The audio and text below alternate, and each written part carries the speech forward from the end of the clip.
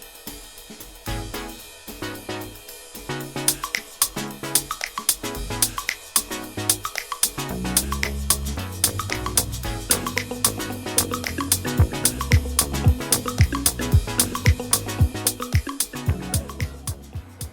everyone, today I am going to show you how to whip cream.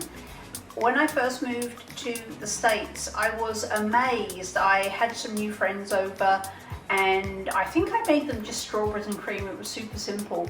And I was stunned at the reaction I got from everybody when I presented the whipped cream, and they were all like, wait, did you make that whipped cream from scratch? And I was like, is there another way to make it? I mean, I was genuinely confused until somebody explained to me that in America, you all get your whipped cream out of a can. And a lot of people don't know the process of making it from scratch, or just, from liquid cream, how to make that work successfully. So I hope this is helpful to you. I also had some friends over recently, and I asked them if they would like chocolate fudge butt cake for dessert. We were watching a movie and they said yes, and I said whipped cream, and they said yes, and I came into the kitchen and they ran in after me saying, can we watch? And again, I was a bit surprised because this is something that's just normal to me. So I really hope this is useful. So one of the important things about whipping cream successfully is that everything is cold. And that's pure science, because cream, when it's cold, if the fat in cream is cold, when you whip it, it's cold, it's strong, it has the ability to hold air in it. In amongst all the fat particles, it can hold air. Once cream is warm, the fat melts and it loses its ability to hold air. So the colder your cream is, the colder your bowl is, the colder your beaters are, the better the fat is able to give you a really firm whipped cream. Also, the more fat in the cream, the stiffer you will be able to whip it. So that's why half and half you can't whip successfully, because there's not enough fat there to hold all the air in. Single cream, as we call it in England, the same thing, there's not high enough fat content. So you really want to make sure you're buying either whipping cream or heavy cream. In the United States, it's known as double cream elsewhere.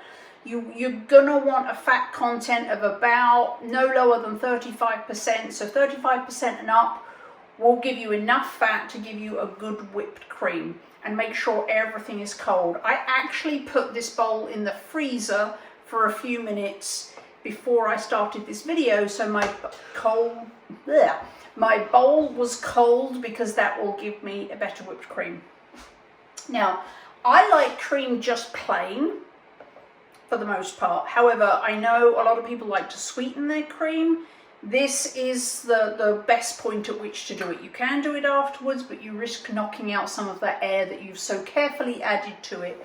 So this is powdered allulose. You can also, of course, use any of the keto sweeteners that you prefer. Powdered is easier, simply because it doesn't really need to dissolve. And again, I'm not going to give you quantities because this is really a taste thing. So sprinkle your sweetener in. The other thing I love to do if I have people over and I want to make it just a little bit special is I like to add extracts to my whipped cream to make them different flavors. Obviously, one of the most popular ones is vanilla. I'm looking for my half teaspoon. Vanilla, you can add half a teaspoon or a teaspoon, depending on how much cream you start with. Add your extract here, and it's just a case of experimenting. So my current favorite is almond. So this is pure almond extract. I'm gonna put half a teaspoon in there.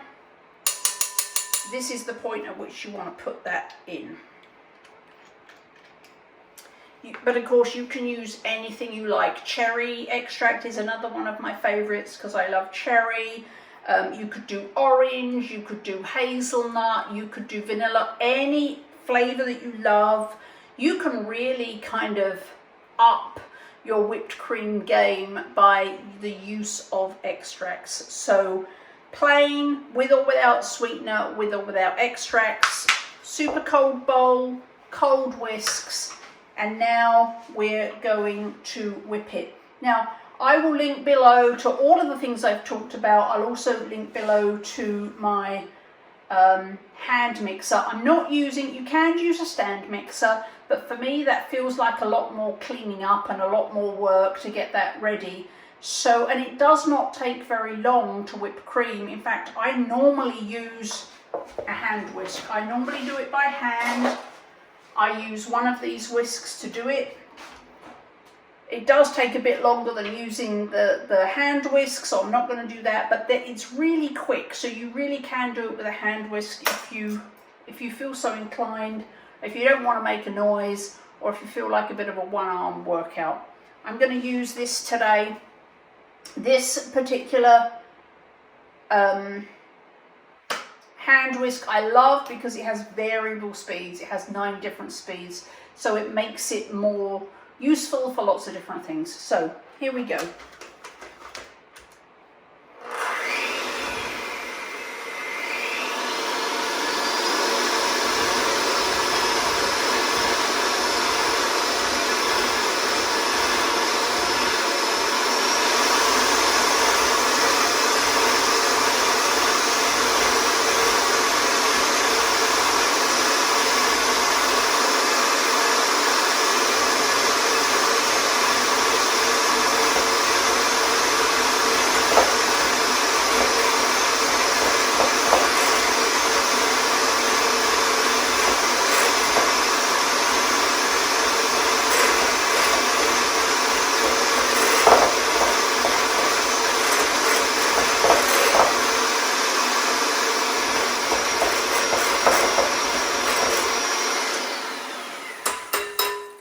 Now, I've just stopped it here because I want to show you, sometimes you'll see in recipe instructions, soft peak.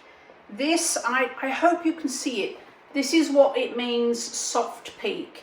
It kind of, you know, it'll move if you shake it. You can still see the whisk marks in the cream, but they are slowly kind of sinking back into the cream. That is what soft peak means. And when you pick it up with a spoon, you'll see that it's very soft. But there's sometimes, maybe on a mug cake when you don't want it, that you want a soft peak. That is the consistency of a soft peak. So I just wanted to show you that. So now I'm going to carry on.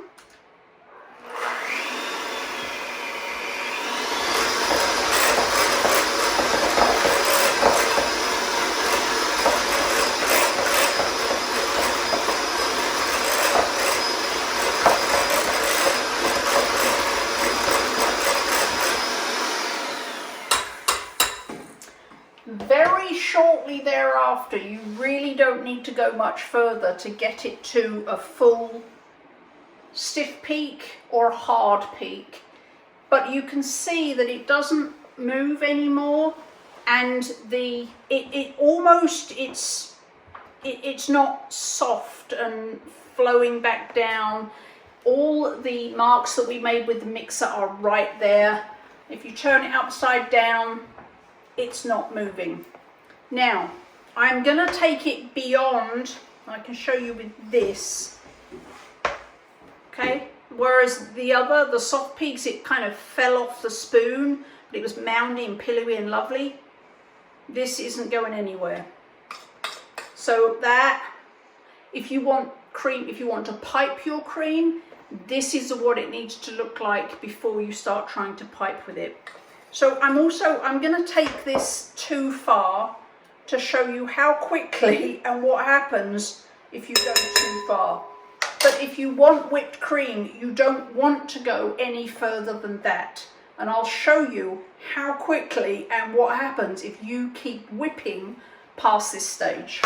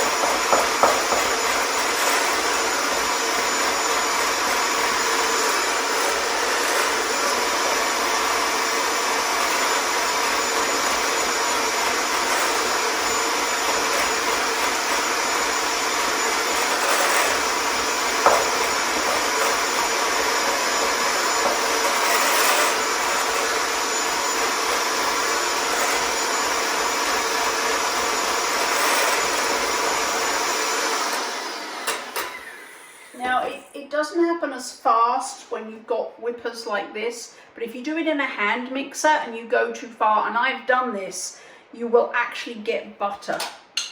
So this is it's very hard, it looks very odd, and it actually, when you eat it, it kind of has a really odd, kind of clingy to your mouth feel. If this was in a stand mixer, this would already have turned to butter. And that's what butter is. Butter is churned cream.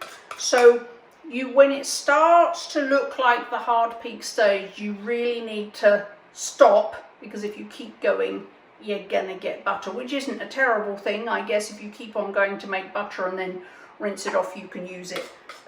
Although if you've sweetened it and put extracts in, you probably don't want to do that. So that, I hope that was helpful. I loved whipped cream. It's super easy.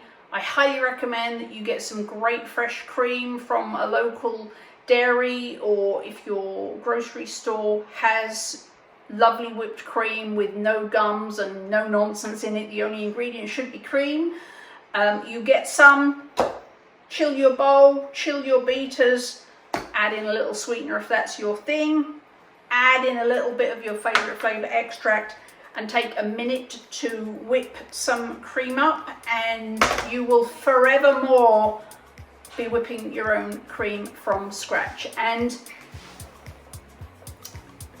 my little girl wanted to come and say hi. This is Priscilla, known as the Peaster, or Piscilla, or Scylla. She's got more AKAs than anyone I've ever known. Anyway, this is Priscilla. She really wants some cream. She's not going to get any, but at least you can say hi to her. So that's heavy whipping cream. Enjoy.